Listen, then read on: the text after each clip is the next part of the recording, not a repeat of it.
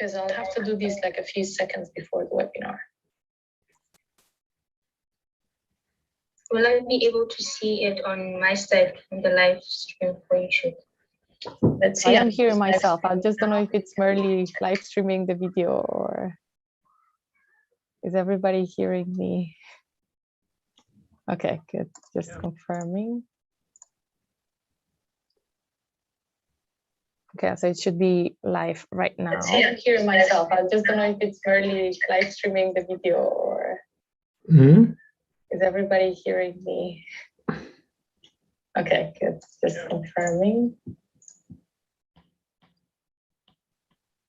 Okay, so it should be live right now. I'm here myself. I just don't know if it's merely live streaming the video or.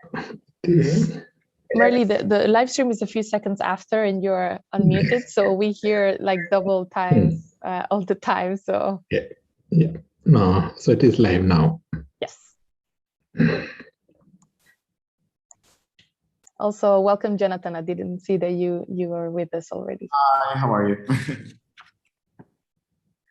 Okay, so we have a couple minutes and Okay, we are still missing Karsten. Any news on contacting him? Did you call him? I sent him a message, but he hasn't responded. I'll call him using WhatsApp now. Okay, yes, please do call him on WhatsApp and see if he answers. So Paula, who would start? So that would be Thomas will start. He will introduce, and then he will pass the floor to you, and you can give your opening remarks. Yeah. Okay. I will share my screen as well for the slides right now.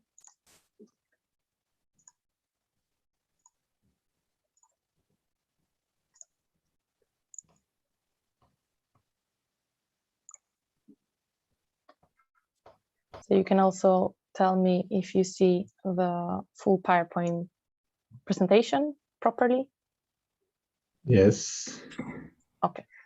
Not properly, actually. At least on my screen, it's actually beyond the screen. It's quite cropped.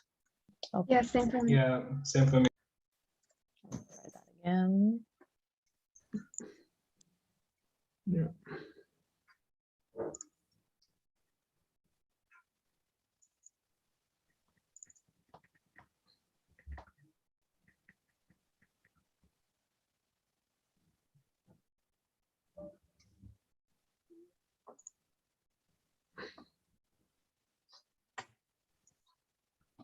And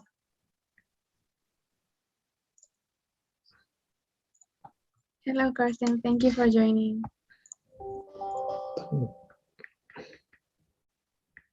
Hi, Melissa.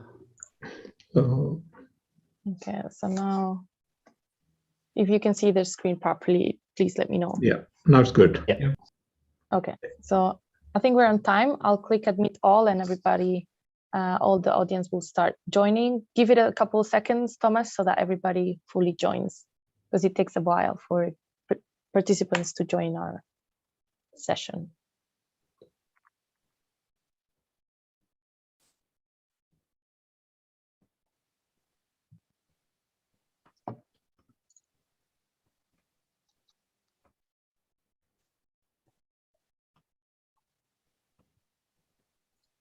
Okay, I think it's all good. Over to you, Thomas.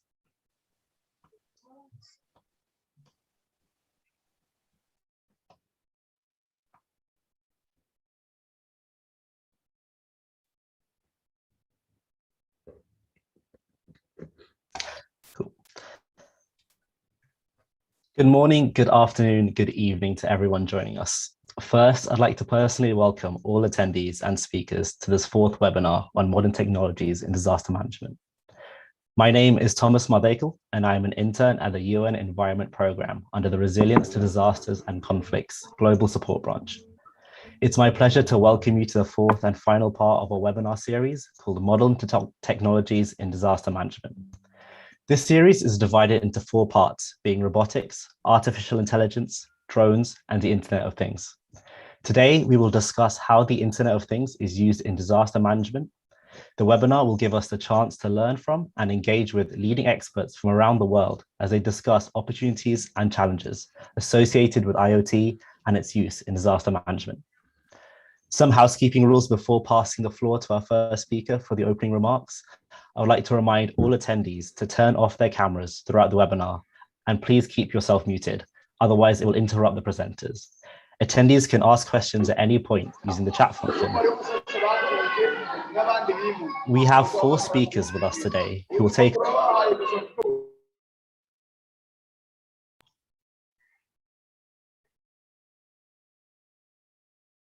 Thomas, you're on mute. Oh, sorry. Have I been? Oops, I got muted. We have 4 speakers with us today who will take us through the presentations. But first, we will start with opening remarks from our acting head, Dr. Murali Thumarkudi.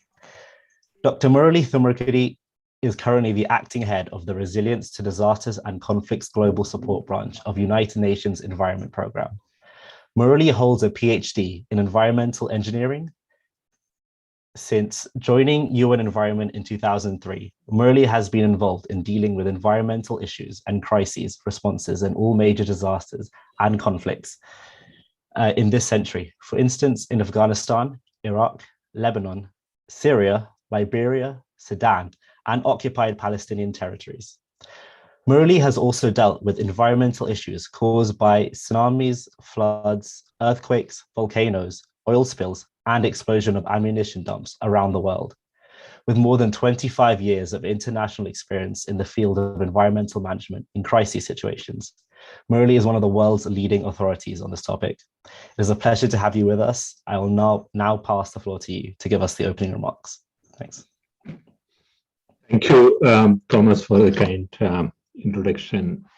I'm extremely honored as well as pleased to have this opportunity to say a few words at the 4th international webinar on disaster management and modern technologies.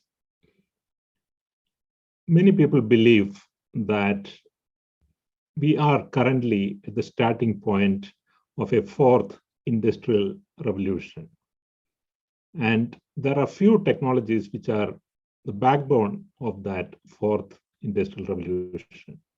Artificial intelligence is one. Robotics is another.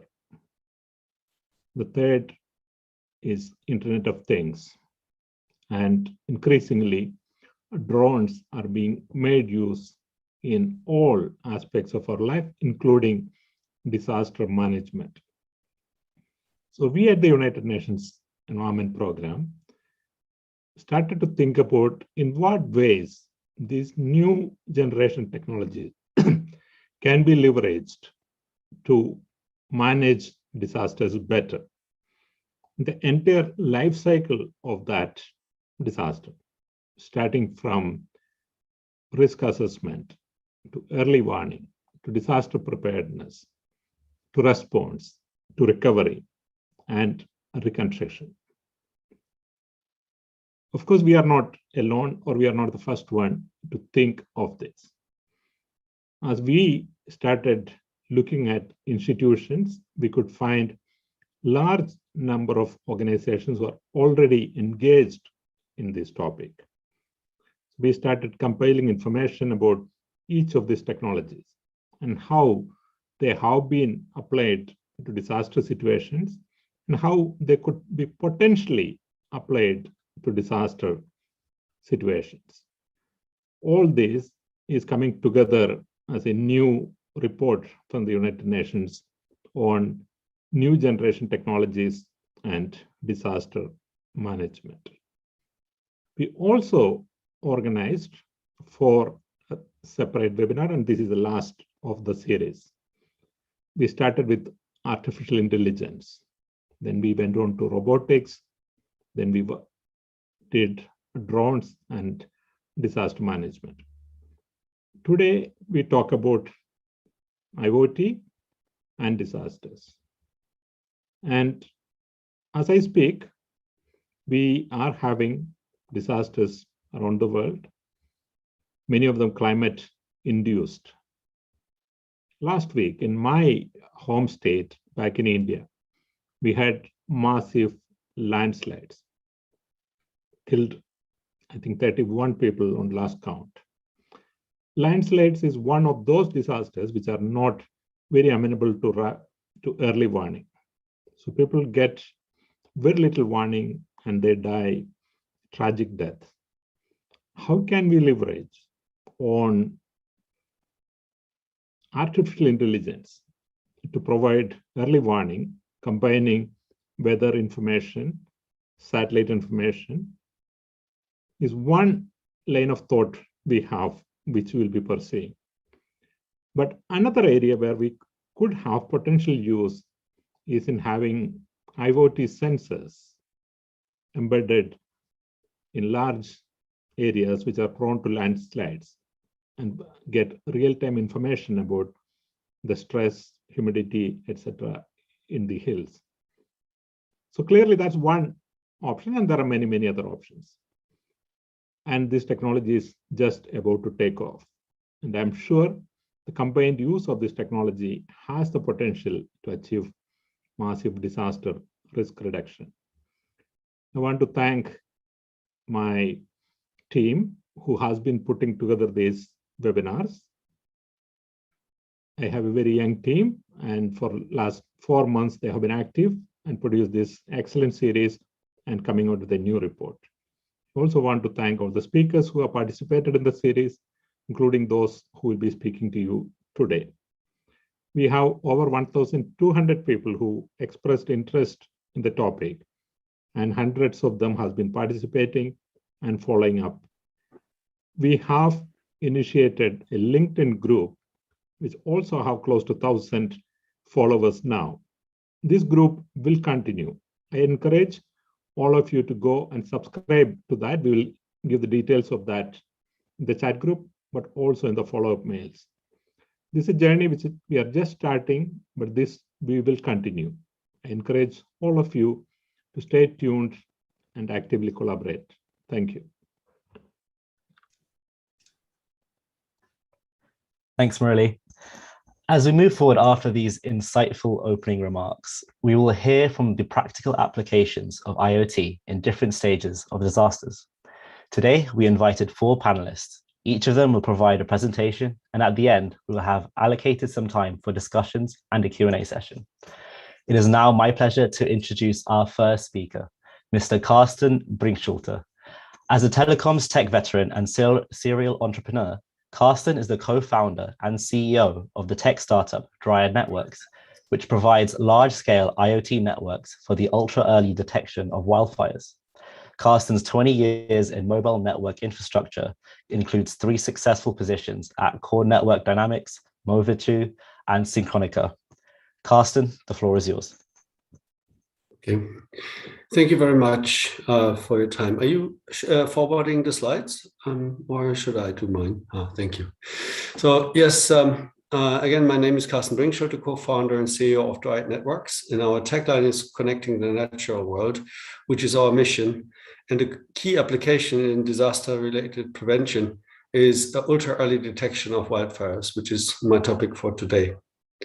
Next slide, please. We've chosen wildfires as the main application for our infrastructure technology for the forest, because wildfires have such a devastating impact on many levels. I didn't know when we started Dryad, and maybe you don't, that wildfires are causing up to 20% of global CO2 emissions. It's about the same amount the entire traffic, all cars, all aeroplanes, all ships combined are putting into the air each year, and thereby contributing dramatically, obviously, to climate change. Even worse, it's us as human being responsible for about 80% of those wildfires, which are also killing more than 3 billion animals each year and causing devastating impact on the financial situation with more than 140 billion economic loss and 10 billion direct insurance losses. Thank you. Next slide. Now, obviously, wildfires are a huge issue, and thankfully, Dryad is not the only company working on these solutions. We need to fire on all cylinders, all hands on deck, and there are good solutions being developed with satellites overseeing large areas, cameras being placed to oversee the forest and look for smoke plumes.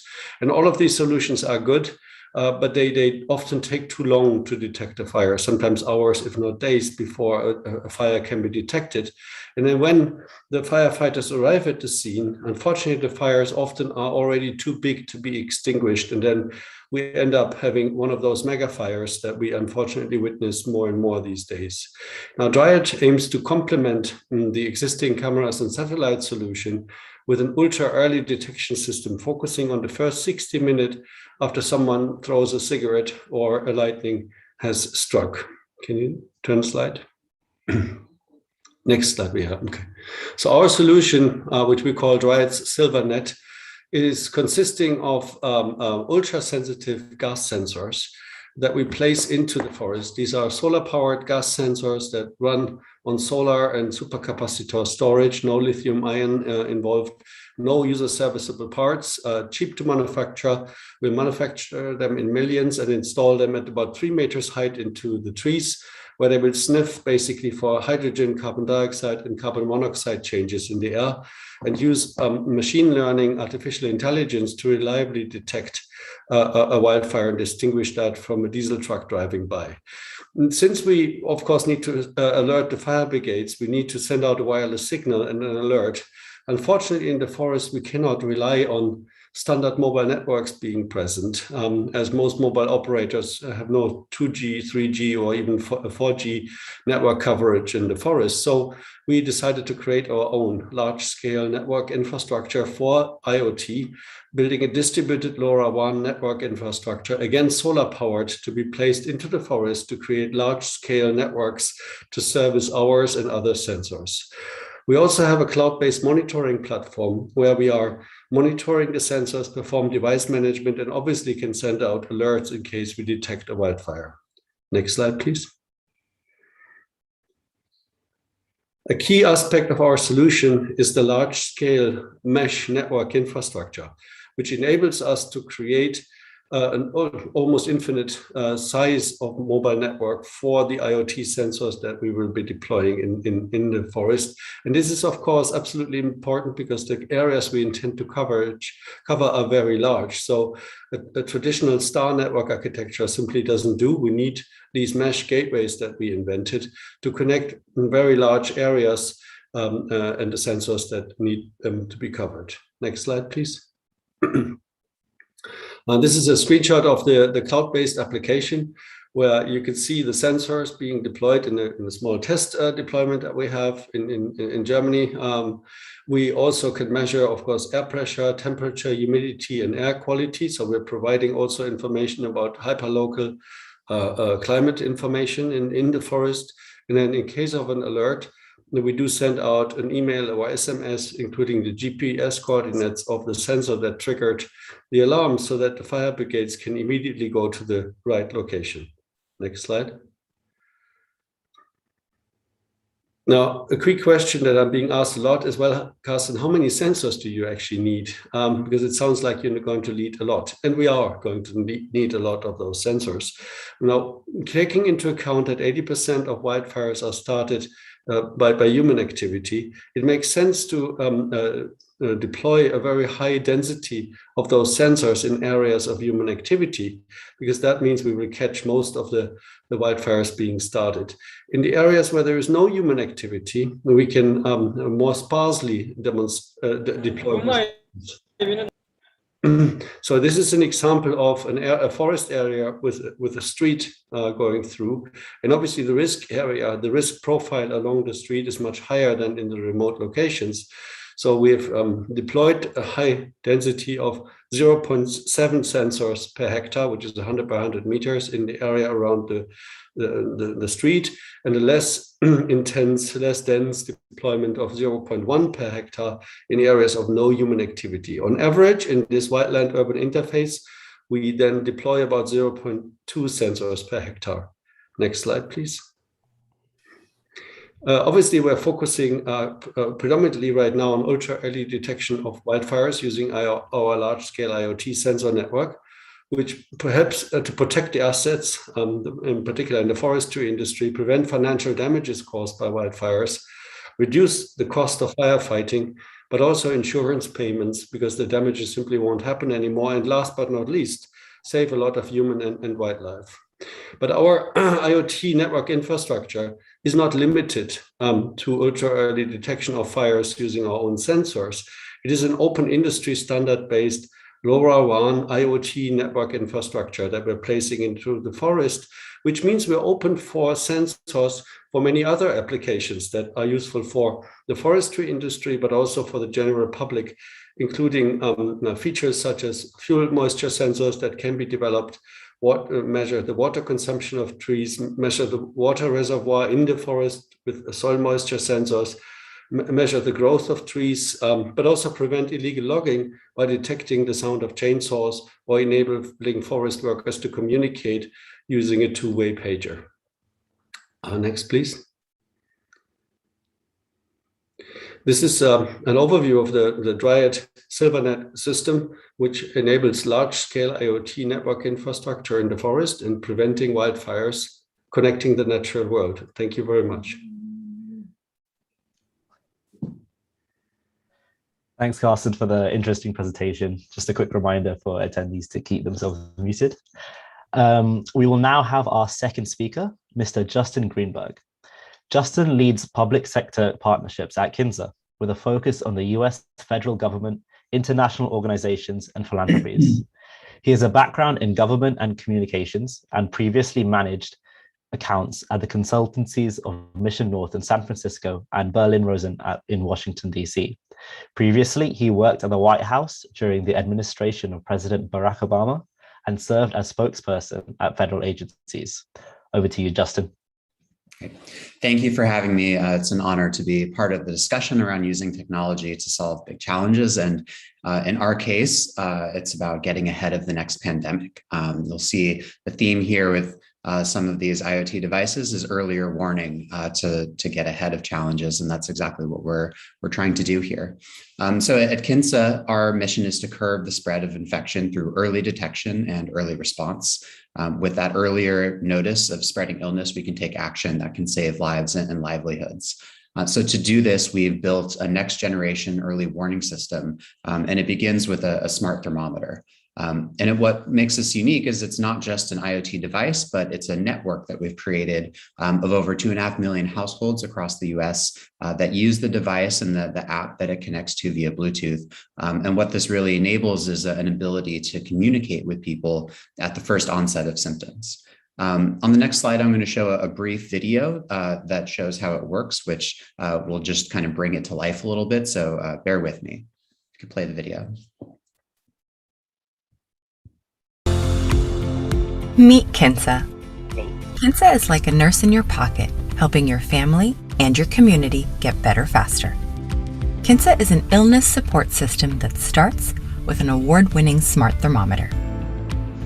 Using age-based profiles, a series of questions on symptom severity, and a unique understanding of what illnesses are going around, Kinsa provides personalized guidance. Kinsa even checks in on you while you're sick, sharing tips to soothe your symptoms.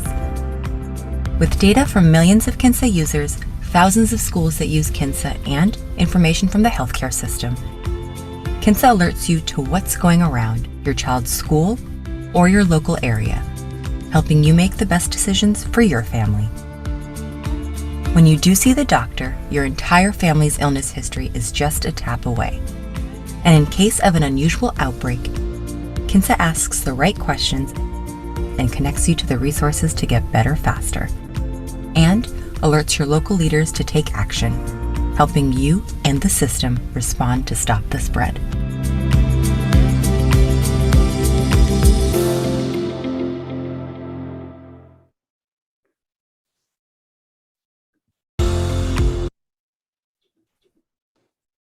Thanks. I apologize for the marketing nature of that video, but I think it gives a nice overview of how the system works.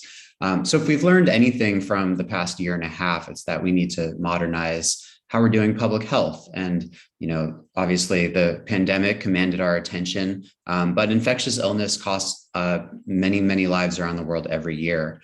So by stopping outbreaks before they spread, we can really take control of this. And if you're a policymaker or a public health leader, a few weeks of early warning for a new epidemic can really help you position those resources and make changes to save lives. Next slide, please. So Kinza, if you could click through a few more times to put all 4 graphs up, that would be great. Thank you. So Kinza system has been working for about 8 years now. At the national level, here in the US, we've been able to spot emerging epidemics early enough to contain them before they spread. We can also do this hyper locally and see illness changes in very small areas before the healthcare system picks that up. We're also working with 5% of US elementary schools where we have school health programs based on this technology that are reducing illness-based absenteeism.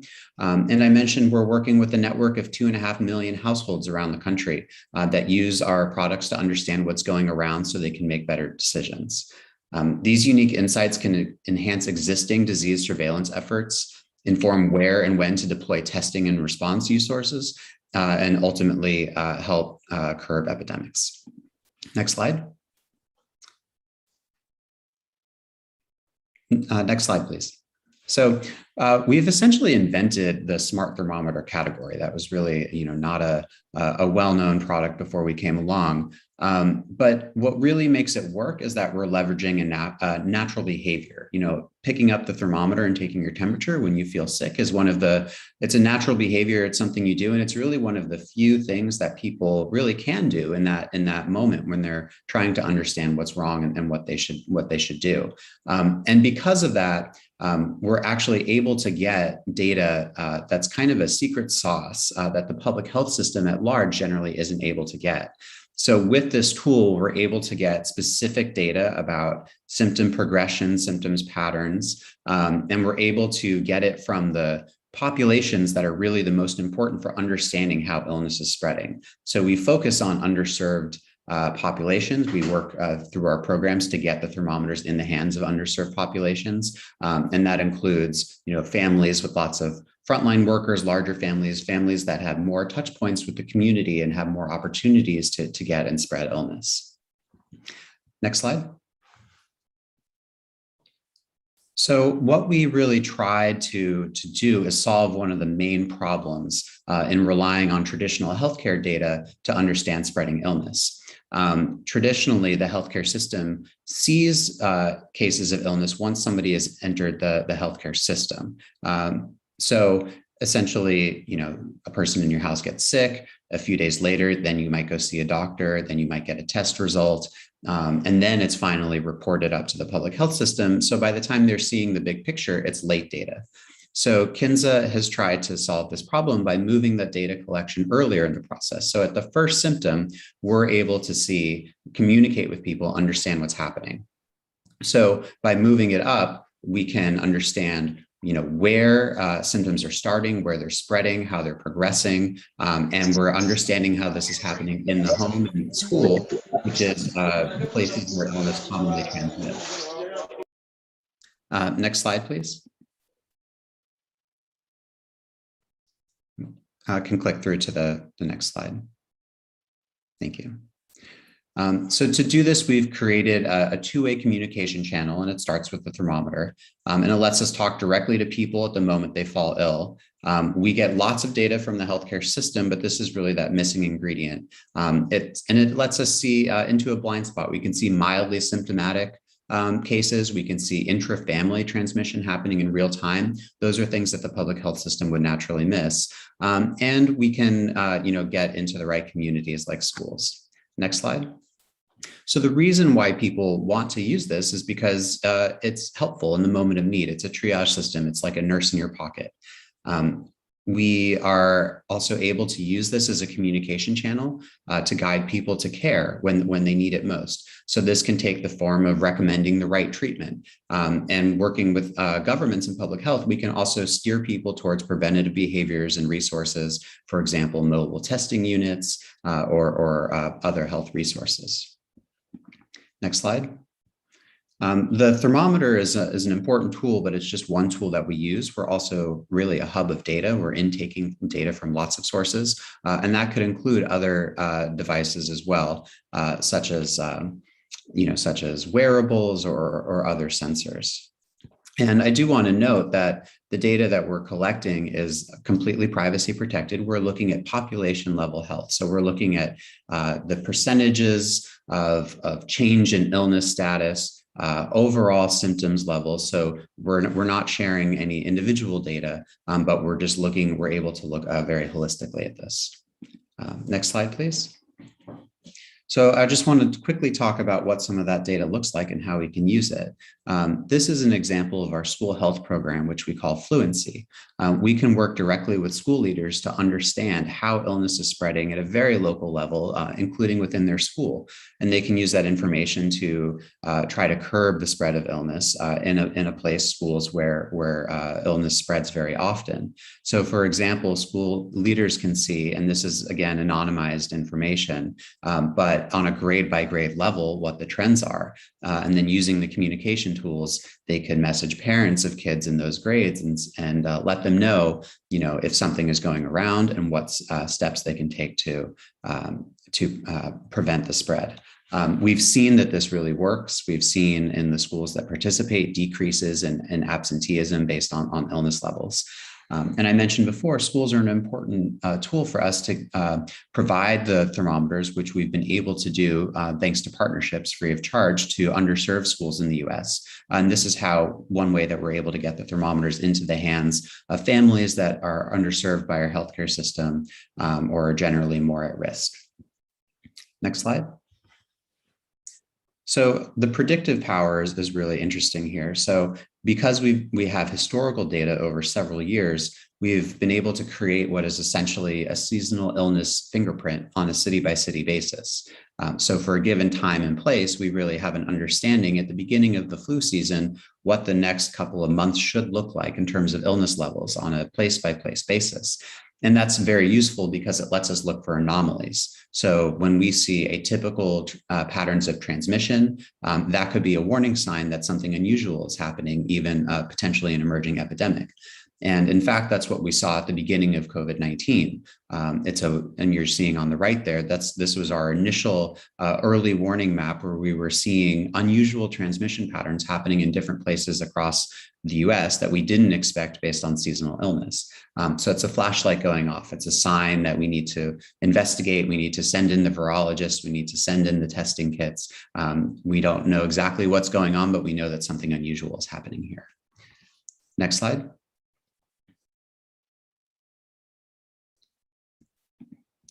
So if we have enough thermometers distributed, we can do this on a very hyper local level. So we're looking at zip code level or census tract level data in New York City, for example. And this can give civic leaders enough time to take action. So that could mean targeting testing resources, implementing mask mandates, messaging campaigns, or even doing shutdowns, but in very targeted areas that spare the unaffected areas surrounding where we're seeing the problems. So with enough lead time, we can really understand where we're seeing unusual illness, take steps to target the response, and hopefully save lives and livelihoods. So, thank you.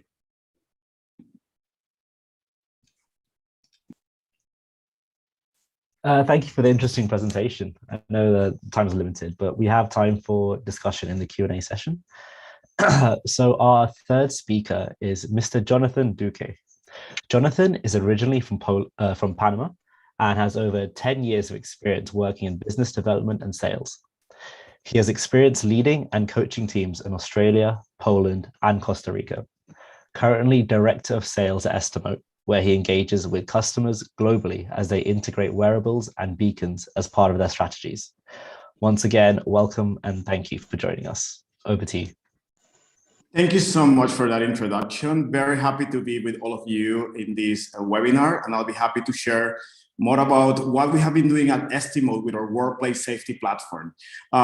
Just to introduce myself once again, I'm Jonathan, Director of Sales at Estimote. I have over 8 years working in Estimote. And yeah, before I start going into all the details about the workplace safety platform, if you can go to the next slide, I will tell you a little bit about our company. We are a company that became well known when Apple announced a protocol that basically enabled interactions with mobile apps. If you can go to the next slide also. So these interactions with mobile apps were possible because of these devices, as you can see here. They're a Bluetooth low energy device that we call beacons. And these beacons basically enable an app when you are indoor in a physical location to get a precise location in order to deliver digital experiences. So imagine you are in an airport and you have the mobile app, but you are in the completely grown gate. Our device could help you to get this notification and say, you are in the ground way, you're about to miss your flight, and we can guide you to the right route. This is the shortest path to your gate. This is just an example. Our technology has helped retailers, museums, manufacturing installations to get contextual information. We are a company that since then have built a community of more than 100,000 developers worldwide using our technology. And we have a team distributed across the US and in Europe. I'm based in Poland, in Krakow. And yes, this is in a nutshell what our company does. If we can go to the next slide, I'll be happy to tell you about what meant the pandemic for us. As many organizations, we quickly look on how we could bring solutions and technologies that could help essential businesses that needed to remain open. So that's when we created our workplace safety platform. I'm gonna give you now a sneak peek of a video that explains how this platform works.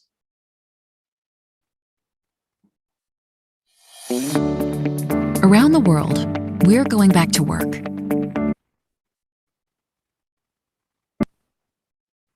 But it's important to continue to stay safe. Social distancing is still a recommended method. And with a new wearable from Estimote, it's a lot easier. Employees wear a lightweight device throughout the day. When they get too close, the device lets them know to give each other space. Wearables that have been in close contact remember each other's unique serial number. When an employee reports developing symptoms, HR can quickly generate a contact tracing report. It will only include direct contacts, showing total exposure time and average distance. No personal data is shared with other employees, and interactions older than 2 weeks are automatically deleted. If you're going back to work, you deserve to feel safe. And now, you can. Estimote. Protect your teams, respect privacy. So I think this video gives you a quick overview of what our platform can do. This platform has evolved since the pandemic as the situation is constantly changing, and it has been deployed initially just with essential businesses, but later it has been used by TV productions, manufacturing, installations, financial institutions worldwide have deployed our platform as part of their return to work strategy. So what I'm going to do now is just to talk about the two main components of this workplace safety platforms, which are the wearable devices and the dashboard. So let's move to the next slide and start discussing about the wearables. So this is actually an evolution of the first device that I showed you. This is our wearables that is basically distributed to team members across an organization, and it just starts working and ensuring social distancing and contact tracing. It is extremely simple to use, and one thing that is very important to mention, as a company that we're Europeans and everything aligned to GDPR, privacy is at the core of everything that we do. So if you can see here, we have a unique number. That's the only thing that we need to identify a device in the dashboard that I'll show a little bit later. These wearables, they also have a SIM card. So in some ways, I like to think about them like a little telephone.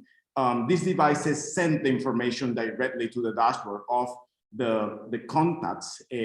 So later, it could be analyzed in case there's an outbreak of COVID in a particular installation. One thing that is fascinating about this technology is that, imagine in that pandemic, we could not fly to support our customers, but because of the SIM card relying on LTE, we could manage the devices and configure them remotely. So this makes very easy for us at the beginning of 2020 to ship devices, and they immediately were handed over to the essential businesses. Next slide, please. So a very important part of these devices is social distancing. These devices are meant to remind people that are back in the office that the distance between each other is very important. So there are some functions that can be used. There's an audio buzzer, basically an alarm that can be triggered. There is a vibration model, so the device can vibrate also. And there are LED lights that can be turned to remind the people, hey, we need to keep the right distance in order to keep everyone safe. These devices are fully programmable. So, you know, imagine in a TV production set, the alarms couldn't be triggered all the time. So this is something that you can turn on and turn off depending on the use case. Next slide, please. So something that is very important is to talk about the measurement of the distance, how we measure the distance. We're a company that are extremely experts on everything related to location. So our first device, it was using Bluetooth energy, but for this particular one, we're using ultra-wideband. Ultra-wideband delivers centimeters precision. It's very precise. And we picked this technology because one is the most advanced for this type of use case. And also it could ensure that once HR needed to quickly react because of a positive case in the team, they could really have a data that was confirmed that you could trust. Ultra-wideband delivers some advantages about dealing with the water in our bodies. And it has turned to be very effective to ensure that the right measurements are calculated and that later in the dashboard, this could be analyzed. A question that we get often is if the devices can track where you are. So the devices are like tracking you. It is not possible actually to track where you are in an office with these devices because they don't have a GPS. Many companies, they prefer this because of obviously privacy. Other companies require to know the location in the case that they need to disinfect some areas, they need to close some parts of a manufacturing location. In that case, and this is optional, it could be used with our Bluetooth low energy devices that could be attached in particular parts of the location. And later in the dashboard, you'll be able to see information about the particular location. But something that we can see in the next slide that is very important is that the information, as you probably heard in the video, is deleted after 2 weeks. Everything is according to the CDC guidelines, and privacy is the most important for us. In the dashboard, no personal data is stored. So the only thing that we use to identify a device is the number of the wearable. Customers also have the option to move everything to their servers, to put it on premise. But in our cloud, basically the only thing that we will see is a number of a device. And in the next slide, you will have actually some screenshots of how the dashboard looked. But what we provide is all the information that a contact tracer, which is a very now popular role that's been appearing in the companies that are taking social distancing and contact tracing serious. We give that role all the information that they need to assess if there is a risk in the team. So how long an interaction was, how close was that interaction, and it's just a couple of clicks for you to be able to see that information. It doesn't matter in how many locations you have, how many team members. It is very easy to organize all the information and have this in a couple of clicks for HR to start taking actions. Normally what happens is that HR get the reports with numbers, and then they have names on their side, so they could contact the team members and ask them to isolate or double check if they have presented symptoms, or ask them to do a COVID test if required. This platform is evolving. We're adding more and more features, especially as now there's more vaccines. So this information could be also, help to narrow down the results in the case that you have a positive case in the organization. So one more thing that I want to add is that the platform is evolving also the wearables to other use cases apart from contact tracing, asset tracking, access control. And yeah, this is basically in a nutshell, the workplace safety platform. Thank you so much for your time. Thanks, Jonathan, for your very informative presentation. For all attendees, please keep on adding your questions for the Q&A to the chat box. So last but not least, we have Mr. Andres Mera. Andres founded Griot to help people survive earthquakes. This followed years of living in Haiti and improving resiliency through strategic interventions. Griot provides technologies that protect people from earthquakes, keeps businesses running, and generates data for risk analysis. Andres also founded OpenEEW to build an open source community to advance the earthquake early warning technology and allow communities around the world to replicate the model. Andres, over to you. Thank you very much, Thomas. And hello, everybody, wherever you are. It's an honor to be here, and it's a great community that you've created here. So I'm very grateful. So if we could go to the first slide, please, or the next slide. I'm going to start just with my history. Not everybody lives with earthquakes, although it might surprise you to know that a third of the world do. So it's a significant population. And so before 2010, I didn't know about earthquakes. And then I came to live in Haiti. I was working with the Clinton Foundation, and I experienced the disaster that you can see here. If we go to the next slide, the next slide will be, this is where I was living for 3 years. And hundreds of people had died weeks before I arrived here, and it was very interesting to see how vulnerable a place could be. If we go to the next slide, I then moved to Mexico in 2013, and a few years later, we experienced the Puebla earthquake. I'm calling today from Mexico, which is where we're based. We experienced the Puebla earthquake and Oaxaca earthquakes, which caused huge devastation, and actually there were buildings on my street which suffered damages, and one of them collapsed. So all of these experiences got us around to thinking that we need to deal with the problem. Next. So as I said before, a large percentage of the world live with earthquakes. It's by far the most devastating natural disaster. There's more fatalities than all of the others combined. And depending on how you look at it, it has huge economic impacts. Next.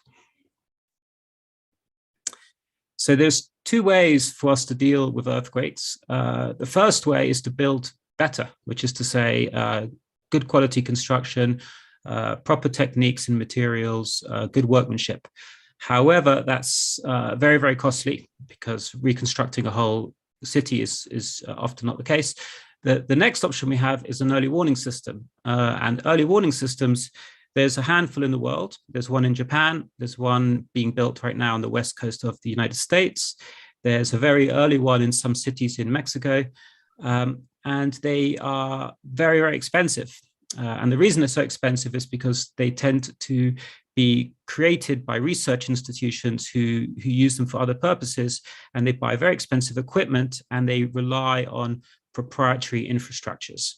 So if we go to the next slide, at Grillo, I'll just comment here that that as it happens, the disasters from earthquakes disproportionately affect these communities that live with substandard construction. So when we work in Central America or in Nepal or in any of these places, you'll find that the damages affect those most in need, typically because their houses are self-built or the contractors haven't followed the guidelines properly. Next. So an early warning system for earthquakes, it's not something that we invented. This is a concept that was actually first discussed 100 years ago in San Francisco. And there's been, as I said, a handful of iterations of this, but all of us follow the same principles. So in this diagram where you see the number 1, that is the beginning of an earthquake. We're not predicting the earthquake, we're just catching it as it starts. Then we have a number of stations, sensors, and what we're doing is as the first wave, which is the P wave, arrives, we are detecting and characterizing this earthquake. And then what we're doing is we're alerting as quickly as possible the populations who are in the path. And what's interesting here is that earthquakes don't move as quickly as telecommunications. An earthquake moves between 3 and 6 kilometers a second. And of course, we can send notifications at the speed of light. So we are able to give people tens of seconds, and in the case of some earthquakes in Mexico, for example, 2 minutes of advance warning, which is sufficient for people to take action, which means kids can get under the tables in their classrooms, people can leave their houses. I frequently have left my apartment building with my 2 children and my wife, and we've had time to leave from the 2nd floor before we feel the shaking. So there's a lot of benefits, and there's also automatic things you can do. Next.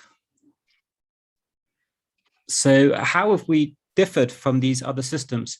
The first thing we've done is we've said we don't need to use expensive sensors. And expensive sensors catch earthquakes that are, magnitude 1. We don't care about those small earthquakes. So we created a sensor. I don't know if you can see in my window, but here is a sort of IoT device. And we started from the bottom. We created our own PCBs, and we went with the idea of capturing magnitude 3s and above. And that's low enough that we can train our algorithms. So these devices are very easy to install anywhere. We don't need to worry about civil engineering because we can put them in buildings. We don't care about a little bit of ambient noise. Next. And so everything was a cost engineering exercise. We used off-the-shelf parts. We used a microcontroller, an ESP32, which is very commonplace. We used a very high quality MEMS accelerometer, which is better than the one you might have in your smartphone, but still much less sensitive than a $10,000 laboratory instrument. And many other cases are even 3D printed. We do everything we can to reduce the cost, because if we can reduce the cost per unit, we're able to get network density, and network density is what gives you the best performance. Next. And so we developed a whole set of tools to go alongside this. There's dashboards. We are able to monitor devices. We are able to see the health of our network at any moment. We are able to see data live as it's happening. We are able to understand which devices might need to be updated, etc. Next. We also have seismologists who work on our detection and characterization systems. So we are able to, especially now with machine learning, we are able to detect the early onset of a device, of an earthquake, which is to say, it's actually quite hard to do, because when an earthquake starts, if it's a very large magnitude earthquake, you want to alert people before the earthquake is finished, because if you wait till the end, it will have been 2 minutes and people will already have started feeling the shaking. So at the very onset of a big earthquake, you need to characterize it quickly and start sending alerts, which will update, but initially people need to know something is about to happen. So that's something that we do with machine learning. And being in Mexico, we have a laboratory, you could say, of earthquakes, where we have got now a few years of fantastic data with several magnitude 7 earthquakes and above, which we use to train algorithms with. And on the left is just a little pie chart, but we are outperforming a Mexican system, which I mentioned was the first ever public early warning system, which only reaches a few cities. But our system, which is IoT based, is already proving better. Next. Just as a sort of comparison with some of the other systems, that the Japanese, the Mexican, the West Coast, for tiny amounts of investments and very quick time, we are able to install systems which are as competitive. The science is supporting all of this. It's all to do with network density. Can you get a network of sensors, and can you connect it to the cloud? Next. So the last part of our system is the alarming. And so we tend to be quite agnostic about how people receive these alerts. Every community is different. So where for example, right now we're working in Haiti and we're developing a system for Puerto Rico. And in these countries, working with the national authorities, we have to engage different communities and understand what their requirements are. You can't just have a smartphone app for everybody, and smartphone apps have their own issues with push notification latency. Then you can have IoT devices, but not everybody will have internet in their house.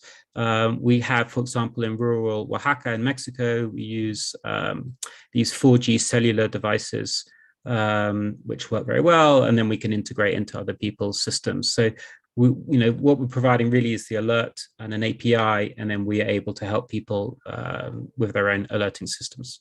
Next. A big part of what we do is open source. So Grillo is a social enterprise. That means that we're not driven purely by profit. Our bottom line is impact. How many lives can we save? So we made a decision 2 years ago to open up everything that we're doing. So we released our patents. We put everything on GitHub. That is to say the hardware, the software, the algorithms. And part of this was to foster a community around the world. So now we have people in India, in New Zealand, in Chile, taking our work and advancing it as well. And at the same time, we are getting contributions to the technology from those people and those communities. And it's a level of transparency which has really pushed our project forward. And I think if you really care about impact, you must realize that no one company can do it alone. So that was the thinking behind this. Next. And this is a bit outdated, this slide, but last year we had the few months of last year we had some good progress with the community in the open source, where people were starting to contribute more. This has accelerated a lot since then. Next. And this again was last year, but these are some of our sort of key contributors in the community. So even though we're a Mexican company with a sort of US holding, we have people all around the world who just give their time. They're just interested in our mission, and they help us with the firmware, with the software, with the algorithms, with the hardware design, with the UI design, the dashboard design, etc. Next. And a big part of this, which I think I touched on, was that we need to work. Every community is different. So whilst the technology doesn't change, technology is just a piece of this. And I think we realized this very early on. This is not a technology problem. Technology is part of the tool set you need, but you need to understand how people react to earthquakes. You need to talk about messaging with people. It's very dangerous to send alerts to people, not just earthquakes, but any disaster, if they haven't properly understood what to do with the alerts. So you have to work with authorities, you have to understand politics. You can't just go into community, install a system and expect to save lives. You might even do the opposite. People panic, and that can be very dangerous. So we often go to communities and give seismology talks as a way of getting into schools and into local authority offices and form partnerships. Next. Yep, this is the core team, myself, seismologist, software engineer, and we have some others. And next. And just some of the people who support our project. I would say that the Linux Foundation has now taken on board our open source project, so it now lives with the Linux Foundation, and we have moved from a founder to a contributor, although we do lead the community, and some of our key partnerships who help us spread our impact. Next. That's it. Thank you. Thanks, Andres. That was a great presentation. And I believe we're getting some questions from the audience. So thank you again to all the speakers for these high quality presentations. So it's now time to move on to the Q&A segment. For this, I'd like to pass the floor to Melissa Puerto, who is also an intern at the Resilience to Disasters and Conflicts Global Support Branch of UNEC. Melissa, over to you. Many thanks, Thomas, and thank you again to all speakers for the insightful presentations. In this Q&A session, we will try to answer as many questions as possible in the next minutes. As a reminder, I would kindly like to ask the speakers to turn on their cameras when responding. And I'm currently checking all the questions that we have, and I have seen some questions already. However, I encourage the audience to address any doubts in the chat box. Starting off with this Q&A session, we have a question for Mr. Karsten. Mr. Karsten, Akala is wondering, how can we use these sensors and these systems to support or help the urban poor who reside in the informal settlement to reduce the impact of fire, as urban fire is very common in informal settlement cases? And what are the actions that can be done to support this community? Thank you. Apologies, but the audio has been breaking off. Can you repeat the core part of the question? I did not get it. Sure, no problem at all. Akala is wondering, how can we use early warning and these sensors, these type of systems, to support the urban poor who reside in the informal settlement? How can we help this community through these systems? But by video, I can't start. But yeah, I mean, obviously deploying the system can help early detection and prevent those wildfires by deploying it in all of the areas where there is human access to the forest. The wildland-urban interface is where most of the wildfires are being started. And obviously, deploying this system will help any community, not just the forestry industry. It is a general problem that can be solved by adding this fire detection system. Thank you so much for that answer. Hello, hi. My name is Rose.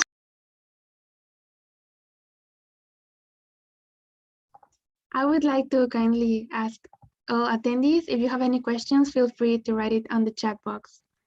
We also have a question coming from Mr. Ahikumar. This question is for Justin. And the question is, can KINSA system detect the variants of COVID-19 that are spreading over a particular area? It's a good question. So our system is not specific. It's not a diagnostic test. It's very sensitive to changes in population health. So we can see, this population is getting sicker and we should go investigate. We should send our testing resources to the specific area. So it's not a test itself. It can't tell you exactly what is going around, but we can tell you what it is likely. What we're able to do is understand trends. So we can say, because we're getting the different symptoms in the app along with the temperature, it's a lot of interesting data. So we can say this illness is probably COVID, is probably flu, is probably strep throat, for example, but we can't tell for sure because it's not a diagnostic. But because it's a communication tool, we could suggest to the user, based on your symptoms, we recommend going to get a test, and this is where the nearest testing center is. Thank you so much. Now we have a question for Jonathan coming from Cecile.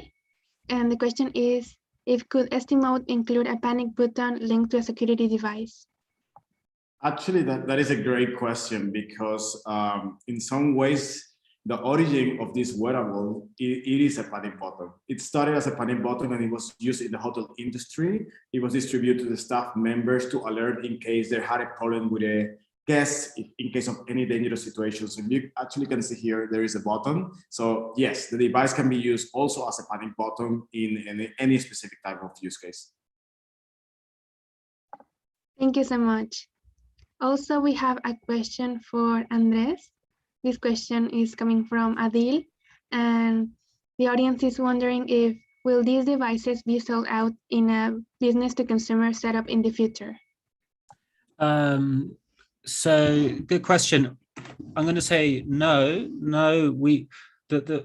The sensors, so there's two things, there's the sensors and the alarms, and people sometimes confuse the two. So the alarms we have sold on Amazon for a while. The sensors, we don't see the benefit in selling those directly to the public because it's more than just sensors. You have to host the infrastructure, which someone can do if they're capable technically, because it's all open source anyway. So we tend to sell the sensors to universities for academic reasons as well. And consumers are able to buy the alarm devices if they're interested. But again, sometimes we provide the alarms for free. It depends on the context. Amazing, thank you. I see that we have more questions coming from the audience, which is great. And I encourage attendees to keep adding all questions in the chat box.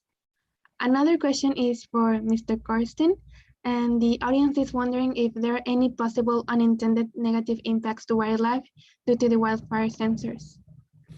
No, not that I could imagine.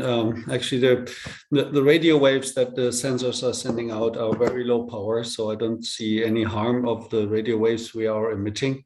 The sensors in themselves, obviously, it's possible that maybe a monkey could pluck one off a tree and play with that.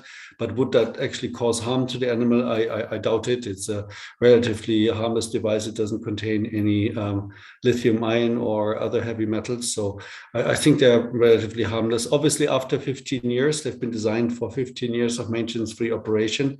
We will need to collect them. We've got no intention to keep them in the forest forever because obviously it's plastic, it's artificial material, it's non-biodegradable by definition. But I don't see any harm to the environment or the wildlife. Great, thank you so much for the clarification. Another question we have from Justin Yuthi is about how many people's data is KINSA working with and who holds or owns this data and how is this data protected? This question is for Justin. Sure. So we take privacy very seriously. We are currently working with about 2.5 million households in the US. So you really only need one device per household because on the app you have a profile for each member of that household. But in total, thinking 2.5 million households, so probably about 8 million users. The users, own their data. They opt in. It's all opt in to share their data, and they can ask that we delete it at any time. But I want to emphasize that all of the insights that we get from the data are about our aggregated, anonymized population level insights. So we're never sharing any individual data with anybody. We're only sharing the insights that come from that data, such as changes in population health. We use all of the highest standards of cybersecurity protections, privacy protections, of course, follow all of the relevant rules and regulations around that. So as far as, we're dealing with personal information, but it's very well protected. Users are in control of it. And we're only sharing insights that we glean from anonymized aggregated data.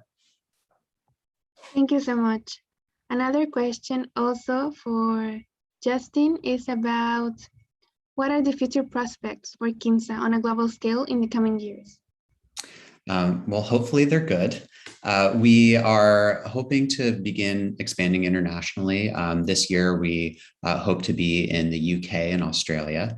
Beginning with English-speaking countries has been easiest so far. But we really see this as a global early detection system for spreading illness. So we certainly aspire to be all over the world.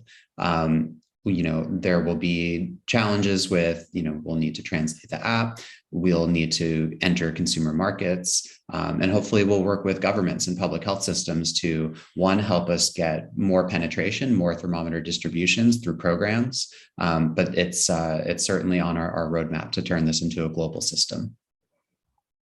Great to hear, thank you. We also have a question for Andres. The question is from Sushil, and it's about to get a 2 minutes alert, what should be the minimum distance from epicenter when you can provide early warning alert? Okay, good question. So there's only a few places in the world where you would get a 2-minute alert. Mexico City is one of them. And the reason is, Mexico City is unusual because we amplify earthquakes due to the soil that the city's built on. But there's a simple formula. So if you assume that it's 4 kilometers a second for the strong shaking, and you said 120 seconds, then that would be about 380 seconds in total from the moment it starts to the moment that's how much advance warning you would get.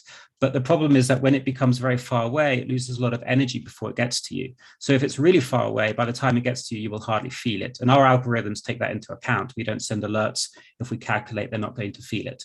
But more realistically, for a lot of places, say in India or in the Caribbean, we're talking about tens of seconds, not minutes. It's an unusual scenario. Thank you so much. Now we have a question for Jonathan. And the question is, can the wearable devices detect a mild symptom in a person and warn a second person who is in contact? And how does that work? Well, the device itself cannot detect if you have a symptom or not. Like, you will need to provide inputs to the team and say, hey, I'm not feeling well. Maybe I've been exposed, I'm gonna check.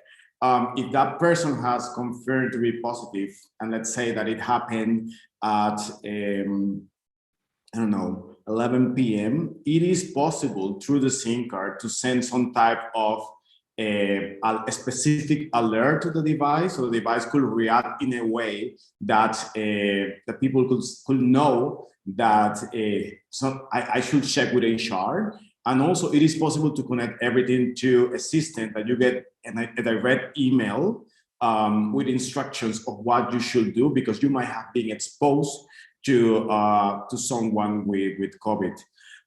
We have seen some of our customers taking it to the next level and also creating a portal that gives access to an individual to people that to data of the interactions that happen through a period of 2 weeks. So they could go to this portal and then they could see, okay, there's a confirmed case, it happened this day, this was a duration. They will know the name, but they will know that they were exposed, so they could then take actions and isolate. That's very interesting. Thank you for clarifying. We also have a question. This is open to anyone who wants to address this, and it's from David Tofan. He's wondering, how does the cybersecurity look like? Are you making sure to protect those platforms or apps for DDoS attacks or any other types of attacks? I'll leave this open to anyone who wants to address this question.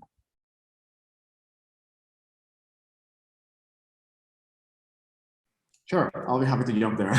So absolutely, our platform is according to all the ISO certifications that are required in cybersecurity. You can imagine we work with some large corporations, so bringing this technology has to be bulletproof to any type of potential risk. So yeah, it's something that is a must when working with enterprises to make sure that there's no way that anyone could access the data and that all the data is protected in the different locations where we are deploying our data centers. Thank you so much. Does anyone else wants to add something to that?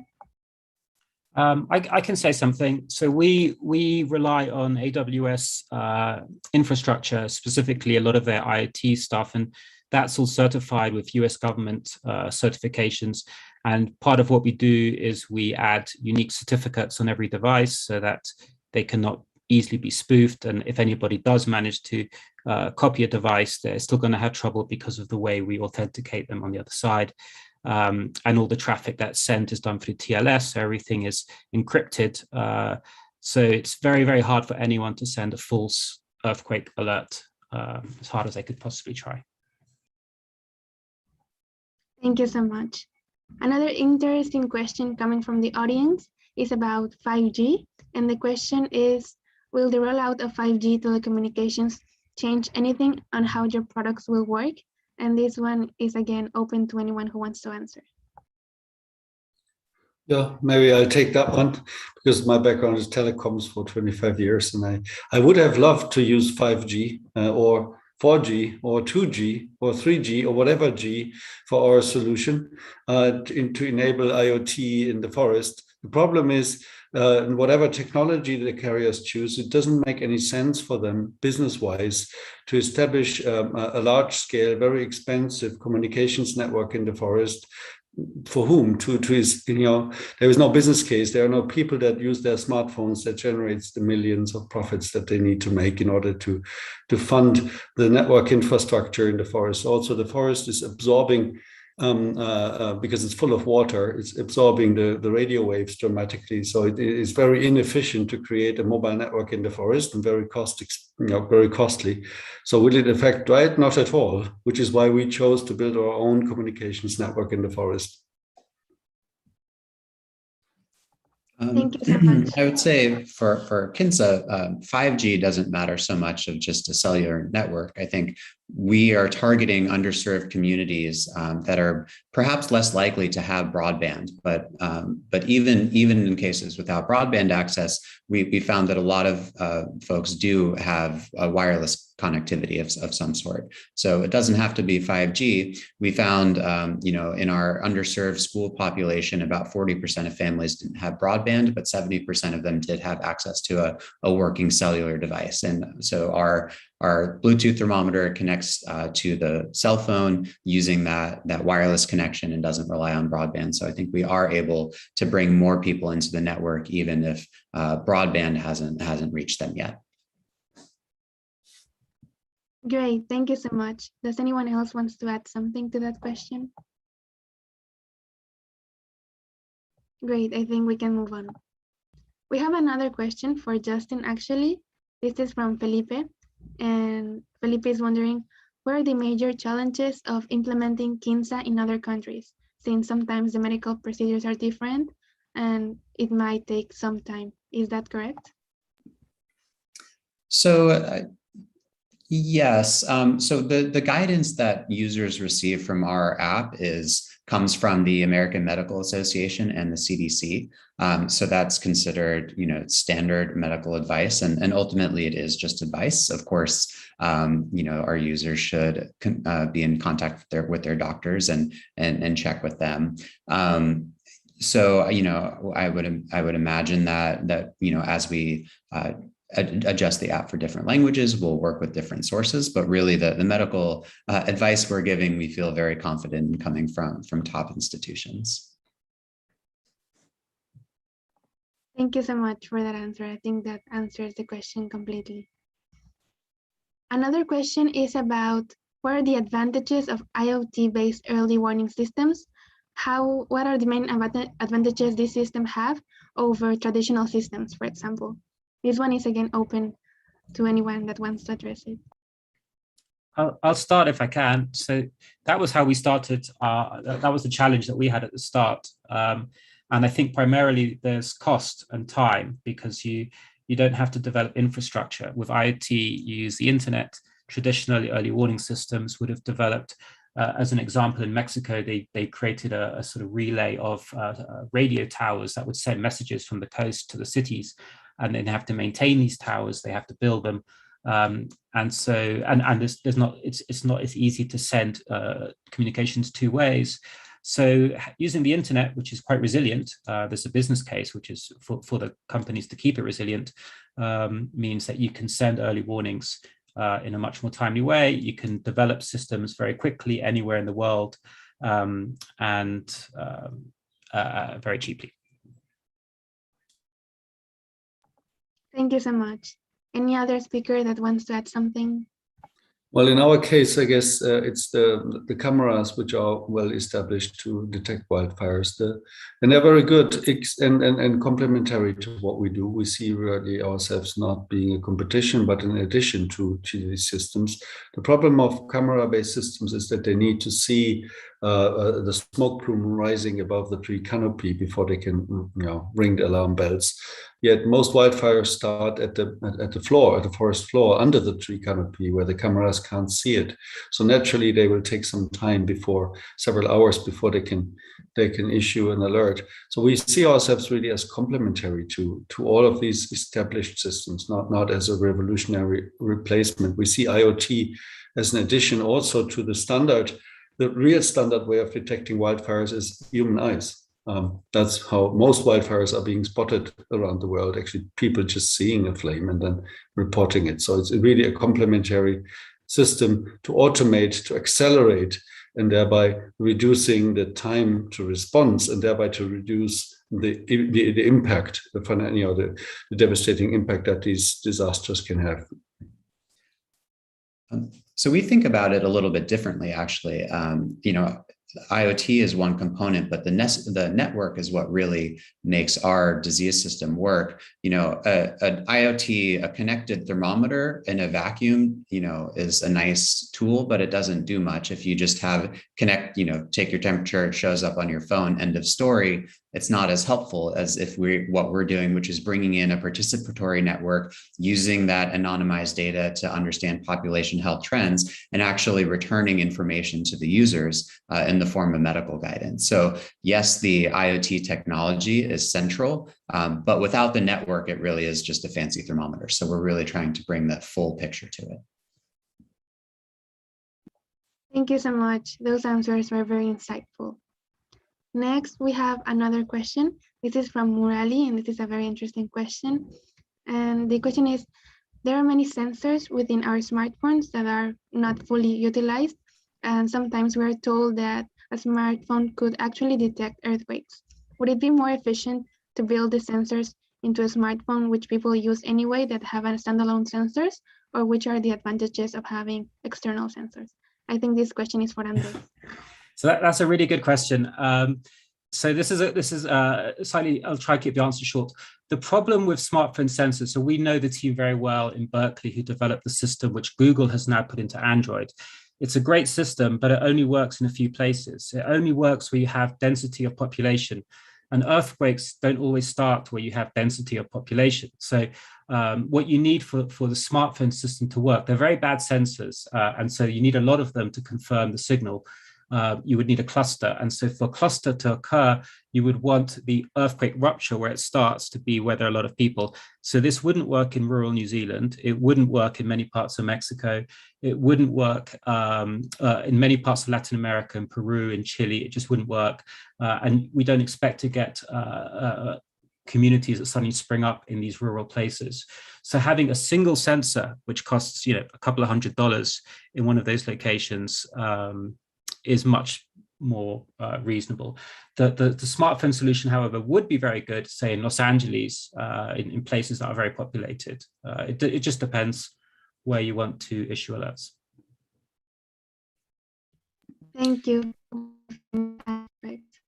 Also, we have another question to share, and the audience is wondering about the cost of maintenance for end users. Do your teams have a customer support for its effectiveness and also for its maintenance? And this is also an open question.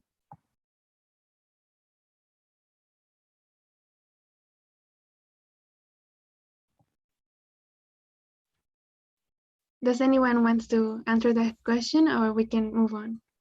Sorry, I missed the question, Melissa. Can you repeat it? Yeah. The audience is wondering about the cost of maintenance within the devices, and also about how costly it is.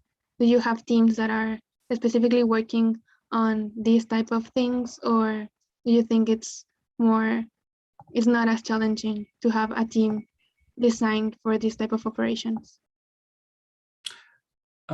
In our case, our devices are almost disposable. We can replace them and it doesn't cost much money. The cost is in deploying people to exchange devices, and but the actual devices themselves, we design them so that they could be, we basically create redundant networks where if a node goes down, we still have a nearby node which will pick up. Maintenance isn't an issue for us. And then the cloud is self-maintaining. Thank you, that's very interesting. Anyone else wants to add something? Okay, I think we can move to the next question. And also the audience is wondering about how can the data collected from the devices or sensors can be used for prediction purposes. This is also an open question, and if someone has already worked with this, would be amazing if you can tell us a little bit more about prediction. Yeah, I can actually jump there. So in our dashboard, predictability was a feature that was required by some of our customers. And it was possible to get information of, who are the team members that are more exposed because of their interactions with people. So it was possible to mark specific devices as, hey, in the case that there is an outbreak in this facility, likely these are going to be the devices that will be affected because of the routine or because of the places that they are visiting. So that's some of the work that we have done in regards to predictability. So the company could know ahead and could start taking some actions. Yeah. And in our case, that prediction is really where the power is. So for flu season, we do a forecast up to 30 weeks in advance. So we're collecting data from our users all throughout the year, and we're also studying other public health data, such as how the flu season went in the Southern Hemisphere, for example, and we can use that to build a model where on November 1, the beginning of the North American flu season, we can predict several months advance, so up to 30 weeks out on that city by city basis. And for COVID, we were able to see initial hotspots before there was widespread testing about 3 weeks in advance. So we were understanding the way transmission was happening and where was likely to see a surge in cases in the weeks ahead. Thank you. I think Karsten, also, do you want to add something to that? Yeah, in our case, the sensors, we are collecting temperature and humidity, as well as air pressure, so hyperlocal weather information effectively in all of the sensors, which will enable us to predict areas which are of higher risk for wildfires, obviously due to the hyperlocal weather information. But we have one thing in our roadmap which we intend to do next year, and that will be a fuel moisture sensor, an example for an IoT device that would really revolutionize, I think, the wildfire prediction area, so functions, so that we could actually determine the moisture content of the fuel in the first 10 centimeters on the forest floor on a hyperlocal basis. As right now, it's basically being done based on weather information, weather maps, or manual observation of the dryness of the forest floor. And if we could automate that, we would be much more accurate to predict the areas where wildfires could occur, and then be more attentive to those. Thank you. That's very good to know. We have another question for Justin coming from Murali. And the question is, if currently the tool is paid by the consumer or the government or any other stakeholder, and do you think that in the future it will be adopted by governments as standard issues as part of healthcare? And if there's any example of that? It's a good question. And in our case, the answer is yes to all of those stakeholders. Consumers can buy the thermometers directly to just use with their families and their households. They're available here in the US on Amazon and in many other retail, such as pharmacies. So users can purchase them directly and get the benefits from the system. But we also work with industry. For years, we've worked with companies in the illness product space to do supply chain management. So we have enterprise customers who need to make sure that they're stocking illness-related products in the right locations at the right times. And we're also working with governments and public health. So we're working with public health departments. We have a major partnership with New York City, for example, where they are the end purchaser of the insights that we're able to derive, and they can use those insights to do planning and management. So in a use case like that, for example, the actual thermometer users might get it for free, where the government would purchase them and we can distribute them through schools, and then provide the population level insights to that public health department or government stakeholder. Thank you so much. Another question that is coming from the audience is for Jonathan, and the audience wants to know how AI is used in your beacons. Absolutely, yeah. So in our platform, data is extremely important, as I previously mentioned, for predictability. So we are using all the data to provide the contact tracer with this information that they could use to take decisions, and also get insights of what areas are potentially need some renovation. That's also a way of how our platform can be used. As if they see a lot of people being crowded in a specific space, they could start doing renovations to make it bigger, or obviously start reminding people of the distance that needs to be maintained in that specific spaces. So yeah, that's just one of the ways, but our platform is extremely adaptable, flexible to these specific companies and use cases. So in some ways, it depends a lot of the needs and the type of data that our customers want to get from the platform. Thank you so much. It's always very interesting to get to know how these two technologies can work together. Another question that we have from the audience is for Andres, and it's about the advantages of open sourcing regional technologies. Did you say, Melissa, the advantage of open source? Exactly. Yeah, okay. Open source religious card technology. So thank you. So I would say it was a very tough decision for us to make because as a sort of technology team, we're very proud of what we developed, and it took years to develop and a lot of money. And so we just came to a point 2 or 3 years ago where we said, what is it we really care about? We really care about saving as many lives as possible from earthquakes, and for those people who live in earthquake places, that they feel less anxious every night before they go to bed, that they might be woken up by an earthquake.